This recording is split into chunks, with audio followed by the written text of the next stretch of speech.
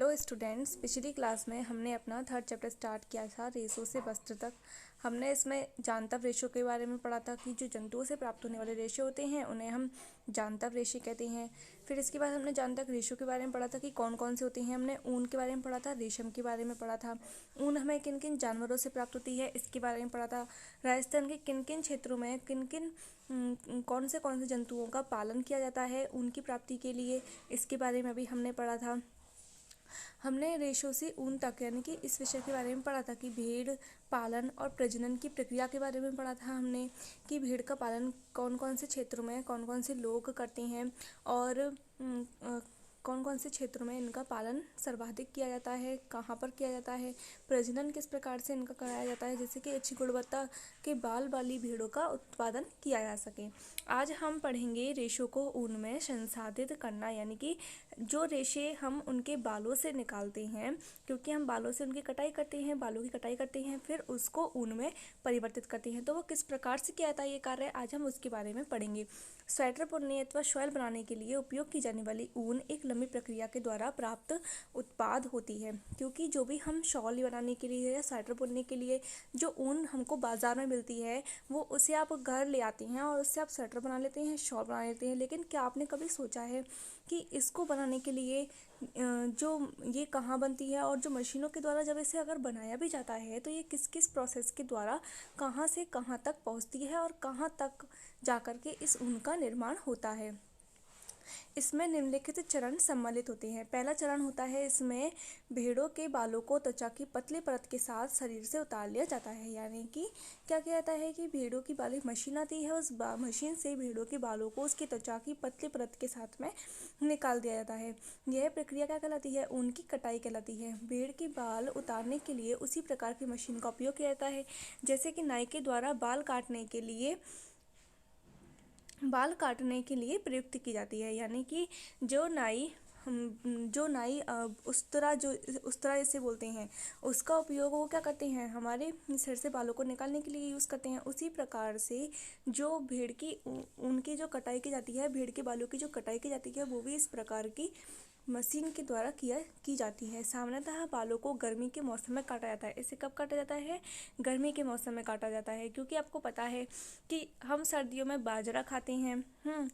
इन सब की खेती कहाँ कब होती है? गर्मियों में होती है। उसी प्रकार से जब हम सर्दियों में गेहूँ खाते हैं तो उसकी खेती सर्दियों में होती है। ठीक है, उसी प्रकार से क्योंकि ऊन ही वस्त्रों को हम कब पहनते हैं? सर्दियों में पहनते हैं, तो इसलिए इनकी जो कटाई की जाती है वो कब की जाती है? गर्मियों में काटी जाती है, ताकि भेड़ बालों के सुरक्षात्मक आवरण के न रहने पर भी जीवित रह सके। क्योंकि इसके जो ये बाल होते हैं वो इसे क्या प्रदान करती हैं? हमने पढ़ा था कि जो बाल होते हैं इसके अंदर हवा को समाहित रखते हैं, जिसके कारण इसके अंदर इसके शरीर की जो गर्मी होती है या गर्माहट जो होती है वो बनी रही, यानी कि बाहर आदान प्रदान में मदद करती हैं इसके बाल। इसलिए गर्मियों में क्या होता है, इनकी जब बालों को अगर हटा भी दिया जाए तो उनके शरीर पर इसका ज़्यादा प्रभाव नहीं पड़ता है। बाल ऊनी रेशे प्रदान करते हैं। इन्हें ऊनी रेशों को संपादित करके ऊन का धागा बनाया जाता है। ऊन उतारने के दौरान भेड़ को कोई विशेष कष्ट नहीं होता है, जैसे कि आपको बाल काटने अथवा आपके पिताजी को दाढ़ी बनवाने में नहीं होता है। क्या आप जानते हैं कि ऐसा क्यों होता है? त्वचा की सबसे ऊपर वाली जो परत होती है उसमें मृत कोशिकाओं से बनी हुई होती है, यानी कि हमारे ऊपर की जो कोशिकाएं होती हैं त्वचा की, वो मृत कोशिकाओं से मिलकर के बनी हुई होती हैं। साथ ही भेड़ के बाल फिर से उगाते हैं, जैसा आपके भी उगाते हैं उसी प्रकार से भेड़ के बाल भी दोबारा से उग जाते हैं। अब हम देखते हैं कि दूसरे चरण में क्या होता है। त्वचा सहित उतारे गए बालों को टंकियों में डालकर अच्छी तरीके से धोया जाता है। अब क्या करना है, इनको हम टंकियों में इनको डाल देना है, अब पानी में इनको अच्छे तरीके से धोना है, जिससे कि उनकी चिकनाई, धूल और गर्द निकल जाए। ठीक है, यानी कि उनकी चिकनाई को, उनकी धूल और गर्द को निकालने के लिए उन्हें पानी में धोया जाता है। इस डायग्राम में आपको यहाँ पर दिखाया गया है कि पहले क्या इसके चरण दिखाए गए हैं कि भेड़ से ऊन को उतारा जाता है, फिर इसको टंकियों में इसका अभिमार्जन किया जाता है मशीनों के द्वारा, फिर इनका अभिमार्जन किया जाता है, धागे बनाए जाते हैं इनसे, फिर ऊन का धागा बनाए जाने की प्रक्रिया संपूर्ण होती है। यानी कि इसको अगर आप देखें कि रेशों को उन्हें परिवर्तित करने के प्रक्रम को निम्न प्रकार से प्रदर्शित किया जा सकता है। ऊन की कटाई की जाती है, फिर इसका विमार्जन किया जाता है, फिर इसकी छटाई की जाती है, फिर बर की छटाई की जाती है, फिर रंगाई की जाती है, फिर रीलिंग की जाती है। रीलिंग यानी कि उसे धागों में परिवर्तित किया जाता है। उन उद्योग अगर आपके व्यवसाय संकट के बारे में, जैसे आपने रेड वाले कोष्टक में आपको दिया गया है, इसमें उन उद्योग हमारे देश में अनेक व्यक्तियों के लिए जीविकोपार्जन का एक महत्वपूर्ण साधन है। यानी कि उनके जीवन के लिए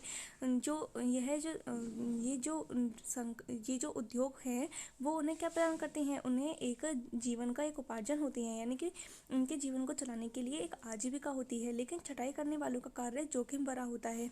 लेकिन इसके बाद जो इन ऊनों की या बालों की छटाई करती हैं, उनका जो कार्य होता है वो काफ़ी जोखिम भरा होता है, क्योंकि कभी कभी वे एंथ्रेक्स नामक जीवाणु के द्वारा संक्रमित हो जाते हैं। क्योंकि क्या होता है कि जब वो छटाई कर रहे होते हैं तो जो भेड़ होती हैं वो भी एक इस बैक्टीरिया के द्वारा संक्रमित होती हैं, इसलिए उनको करने पर वे भी एंथ्रेक्स नामक जीवाणु के द्वारा संक्रमित हो जाते हैं। यह एक घातक रक्त रोग का कारक है, जिसे इस सॉल्टस रोग कहते हैं। किसी भी उद्योग में कारीगर के द्वारा इस जोखिम को झेलना व्यावसायिक संकट कहलाता है। यानी कि जैसे कि सीमेंट की फैक्ट्रियों में जो कारीगर कार्य करते हैं, उनके होने वाली एक बीमारी का नाम है सिलिकोसिस। सिलिकोसिस बीमारी जो है वो फेफड़ों से जुड़ी हुई बीमारी है। इसमें क्या होता है कि इनके जो पूरे फेफड़े होते हैं वो पूरी तरीके से गल जाते हैं या फिर सांस लेने योग्य नहीं रह पाते हैं। उसी प्रकार से छटाई करने वाले जो कारीगर होते हैं वे भी एंथ्रेक्स नामक बैक्टीरिया के द्वारा संक्रमित हो जाते हैं। यह एक घातक रक्त रोग का कारक होती है, जिसे हम सॉल्टस रोग कहते हैं। किसी भी उद्योग में कारीगरों द्वारा इस जोखिम को झेलना व्यावसायिक संकट कहलाता है। अभिमार्जन के बाद छटाई की जाती है। रोमिल अथवा रोएदार बालों को कारखानों में भेज दिया जाता है, जहाँ पर विभिन्न गठन वाले बालों को छाटा जाता है और अलग किया जाता है। यानी कि अलग अलग बालों को अलग अलग किया जाता है, अलग अलग भेड़ों के बालों को अलग अलग किया जाता है और उन्हें अलग छाट दिया जाता है। इस प्रकार से उन्हें पृथक कर लिया जाता है।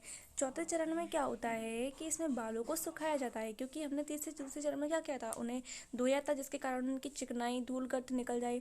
और चौथे चरण में क्या किया जाता है, उनको सुखाया जाता है। परंतु इससे पहले बालों में से छोटे छोटे कोमल व फूले हुए रेशों को छाट लिया जाता है, जो कि क्या कहलाते हैं, वर कहलाते हैं। ये वर वही होते हैं जो कभी कभी आपके स्वेटर पर एकत्रित हो जाते हैं। इसके पश्चात रेशों का पुनः अभिमार्जन करके उन्हें सुखा लिया जाता है। इस प्रकार प्राप्त उत्पादित धागों के रूप में काते जाने के लिए उपयुक्त ऊन होती है। यानी कि इसमें क्या किया जाता है, सबसे पहले उनसे छोटे छोटे या फूले हुए रेशों को छाट लिया जाता है, जिन्हें हम क्या कहते हैं, वर कहते हैं। इसमें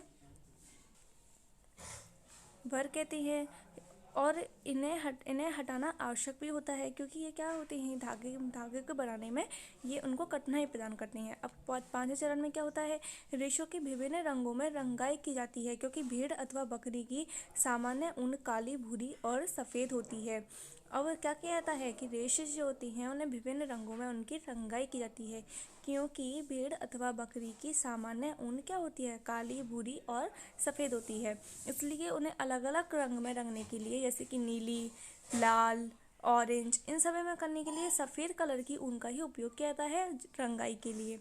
अंतिम चरण को हम कहते हैं रीलिंग। यानी कि अब क्या है कि उसका धागा बना लिया गया है, अब उसे रील में डालना है। अब रेशों को सीधा करके सुलझाया जाता है, फिर लपेटकर उनका धागा बनाया जाता है। लंबे रेशों को काटकर स्वेटरों की ऊन के रूप में और अपेक्षाकृत छोटे रेशों को काटकर ऊनी वस्त्र बुनने में उपयोग किया जाता है। आपकी किताब में क्रियाकलाप 3.4 दिया गया है। 3.4 जो है उसमें आपको ये करना है कि अपने सहपाठियों के साथ विषय पर चर्चा कीजिए कि क्या मनुष्य के भेड़ों को पालना और फिर ऊन प्राप्त करने के लिए उनके बालों को उतारना उचित है। रेशम क्या है?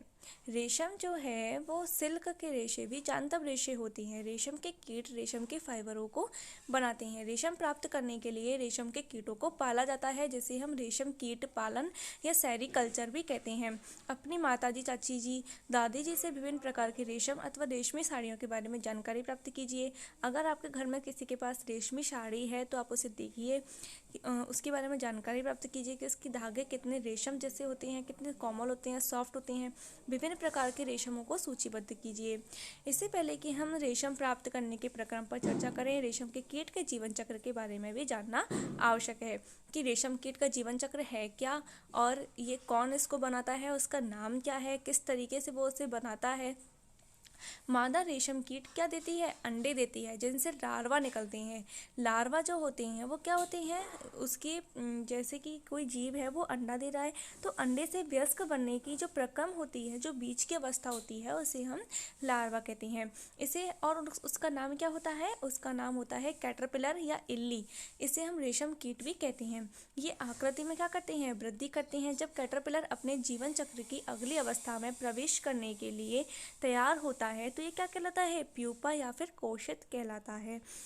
जो अपने इर्द गिर्द क्या बना लेता है? एक जाल बुन लेता है। यानी कि कैटरपिलर जो होता है वो क्या करता है? कैटरपिलर जब पहले वो वृद्धि करता है, वृद्धि करने के बाद कैटरपिलर क्या है? लार्वा है। किसका? रेशम कीट का। तो ये जब यह गतिशील होता है, हम कहें कि ये जब गति कर रहा होता है, चलता है, तब हम इसे कैटरपिलर कहते हैं। और जब ये अपने चारों ओर एक जाल का निर्माण कर लेता है, यानी कि अपने आप को उस जाल के अंदर क्या कर लेता है? बंद कर लेता है, तब हम उसे क्या कहते हैं? प्यूपा कहते हैं। ये जाल अपने उस स्थान में बने रहने में सहायता करता है। फिर यह अंग्रेजी संख्या 8 के रूप में अपने सिर को एक सिरे से दूसरे सिरे तक ले जाता है। सिर की इस गति के समय कैटरपिलर पतले तार के रूप में प्रोटीन से बना हुआ एक पदार्थ स्रावित करता है, जो कि कठोर होकर के यानी कि सूख करके रेशम का रेशा बन जाता है। इस गति में क्या होता है कि जो कैटरपिलर होता है वो पतले तार के रूप में प्रोटीन से बना हुआ एक पदार्थ स्रावित करता है। वो पदार्थ किससे मिल, यानी कि रेशम जो है वो किससे मिलकर के बना है? प्रोटीन से मिलकर के बना है। और यह एक कठोर होकर के रेशम का रेशा बन जाता है। जल्दी ही कैटरपिलर स्वयं को पूरी तरीके से रेशम के रेशों से ढक लेता है और एक क्या बना लेता है? एक प्यूपा बना लेता है। यह आवरण क्या कहलाता है? कोकून कहलाता है। कीट का सबसे आगे का विकास कोकून के भीतर होता है। यानी कि अब कैटरपिलर जो है जब पूर्ण रूप से विकसित होगा तो वो किसके अंदर विकसित होगा? कोकून के अंदर विकसित होगा। रेशम के रेशों का उपयोग रेशम के वस्त्र बुनने के लिए किया जाता है। क्या आप ये कल्पना कर सकते हैं कि रेशम का मृदु रेशा स्टील के तार जितना मजबूत होता है? चलिए आगे हम इसके बारे में पढ़ते हैं। रेशम का धागा रेशम कीट के कोकून से प्राप्त रेशों से तैयार किया जाता है। यानी कि जब वो कोकून बना लेते हैं, क्योंकि हमने पढ़ा है कि इसमें क्या होता है कि कैटरपिलर जो प्यूपा होता है उनको प्यूपा में क्या होता है? कोकून जिसे कहते हैं। कोकून में होता क्या है कि जो कीट होता है वो अपने आप को चारों ओर से बंद कर लेता है। फिर इन कोकूनों को हम पेड़ पे से, क्योंकि एक पेड़ होता है जिस पर यह अपने इस जाल को बुनता है, तो वहाँ से इसको क्या कर लेते हैं? निकाल लेते हैं। इसे गर्म पानी में डाल दिया जाता है, जिसके कारण क्या होता है? इनके अंदर का जो कीट होता है वो मर जाता है और रेशम को हम बाहर धागे के रूप में ले लेते हैं। रेशम कीट अनेक किस्म के होती हैं जो कि एक दूसरे से काफ़ी अलग दिखाई देती हैं। और उन्हें प्राप्त करने वाला रेशम का धागा गठन अर्थात रुक्षता, चिकनाहट, चमक आदि में भिन्न होता है। क्योंकि बहुत सारे कैटरपिलर या ये हम कहें कि बहुत सारे जो रेशम कीट होते हैं वो एक ऐसे प्रकार का रेशम बनाते हैं जिसमें ना चिकनाहट होती है ना चमक होती है, और बहुत सारे ऐसे होते हैं जिनमें चिकनाहट, चमक और रुक्षता भी देखी जाती है। कौन कौन से रेशम के नाम हैं इसमें, कौन कौन सी किस्में दी गई हैं आप देखिए। टसर रेशा, मूंगा रेशा, कोसा रेशा और अन्य प्रकार के रेशम विभिन्न किस्म के रेशम कीटों के द्वारा काटे गए कोकूनों से प्राप्त किए जाते हैं। सबसे सामान्य रेशम कीट सहतूत रेशम कीट है। यानी कि ये अपना कोकून किस पेड़ की पत्तियों पर बनाता है? सहतूत की पत्तियों पर बनाता है। इस कीट के कोकून से प्राप्त होने वाला रेशम फाइबर मृदु, चमकदार और लचीला होता है और इसे सुंदर रंगों से रंगा जा सकता है। रेशम कीट पालन अथवा रेशम कीटों का संवर्धन भारत का सबसे प्राचीन व्यवसाय है। भारत व्यावसायिक स्तर पर सबसे अधिक रेशम का उत्पादन करता है। तो यदि आपसे पूछा जाए कि सबसे ज़्यादा इसका उत्पादन कहाँ होता है, रेशम कीट पालन और इसका संवर्धन भारत का प्राचीन व्यवसाय है। भारत व्यावसायिक स्तर पर सबसे रेशम का उत्पादन करता है। आज हम यहीं तक पढ़ेंगे। क्रियाकलाप 3.5 को हम 3.6 को और इससे आगे की जितने भी आपकी पढ़ाई में हैं उसे हम अपनी नेक्स्ट वीडियो में पढ़ेंगे। Thank you very much.